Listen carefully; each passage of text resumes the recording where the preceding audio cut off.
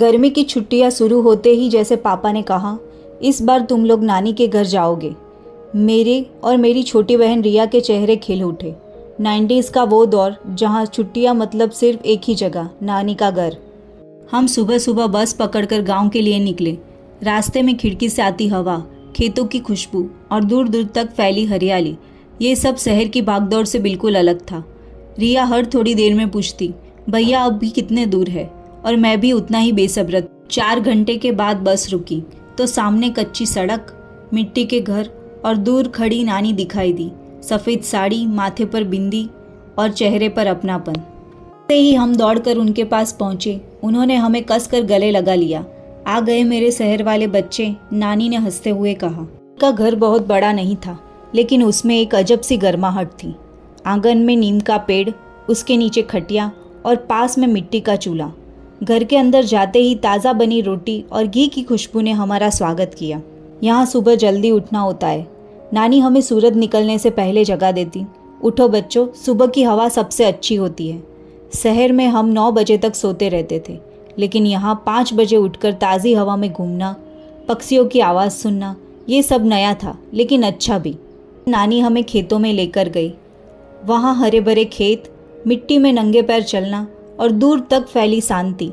मैंने पहली बार महसूस किया कि सुकून क्या होता है। नानी ने कहा, देखो बच्चों, ये खेत सिर्फ अनाज नहीं देते हैं, ये सिखाते हैं कि मेहनत का फल मीठा होता है। उनकी बातें साधारण थी, लेकिन असर गहरा था। शाम होते ही पूरा माहौल बदल जाता। गांव के बच्चे इकट्ठा होकर खेलते, कबड्डी, गिल्ली डंडा, छुपन छुपाई। ना कोई मोबाइल, ना वीडियो गेम, फिर भी मज़ा इतना कि समय का पता ही नहीं चलता। रिया तो जल्दी ही गांव की लड़कियों के साथ घुल मिल गई और मैं भी अपने नए दोस्तों के साथ दौड़ भाग में लग गया। एक दिन की बात है, हम सब पेड़ पर चढ़कर आम तोड़ रहे थे। तभी मेरा पैर फिसल गया और मैं नीचे गिर पड़ा। घुटने छिल गए और दर्द से आंखों में आंसू आ गए।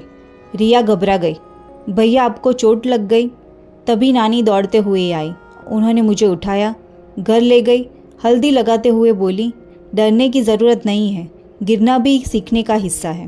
आंसू पोंछे और उनकी तरफ देखा। उनके चेहरे पर चिंता भी थी और विश्वास भी। अगर गिरोगे नहीं तो संभलना कैसे सीखोगे, उन्होंने मुस्कुराते हुए कहा। उस दिन पहली बार मुझे समझ आया कि दर्द सिर्फ तकलीफ नहीं देता, वो सिखाता भी है। नानी के घर की रातें भी खास थी। बिजली अक्सर चली जाती थी तो हम सब आंगन में खटिया डालकर लेट जाते। ऊपर आसमान में तारे इतने साफ दिखाई देते कि जैसे किसी ने काले कपड़े पर हीरे लगा दिए हो।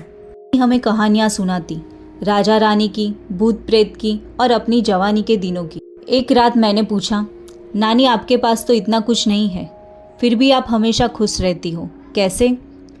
नानी थोड़ी देर चुप रही, फिर बोली, खुशी चीज़ों से नहीं आती है, सोच से आती है। जो है उसमें खुश रहना सीख लो तो ज़िंदगी आसान हो जाती है। उनकी ये बात मेरे दिल में बस गई। दिन यूं ही हंसी खुशी बीतते गए, लेकिन धीरे धीरे छुट्टियां ख़त्म होने लगी। वापस शहर लौटने का दिन आ गया। रिया उदास थी। मैं यहाँ से नहीं जाना चाहती। मैं भी चुप था।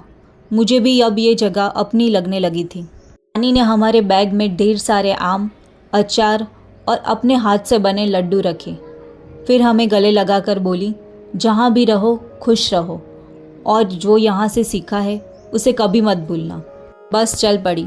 मैं खिड़की से बाहर देखता रहा। नानी धीरे धीरे दूर होती जा रही थी, लेकिन उनकी बातें मेरे साथ थी।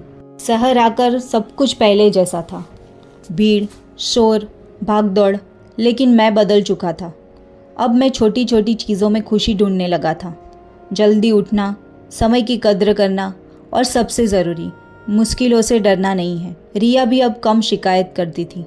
वो अक्सर कहती थी, भैया नानी सही कहती थी, खुश रहना हमारे हाथों में है। समय बीतता गया, हम बड़े हो गए, जिम्मेदारियां भी बढ़ गई, लेकिन नानी का घर और वहाँ बिताए हुए दिन आज भी यादों में ताज़ा है।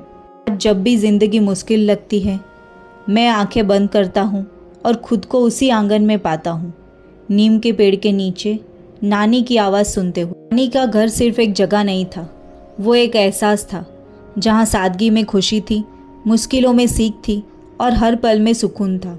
टीन्स की ज़िंदगी हमें सिखाती है कि असली खुशी बाहर नहीं, हमारे अंदर होती है और शायद इसीलिए वो पुराने दिन आज भी सबसे कीमती लगते हैं। अगर आपको हमारा वीडियो पसंद आता है तो हमारे चैनल को फॉलो और सब्सक्राइब करिए।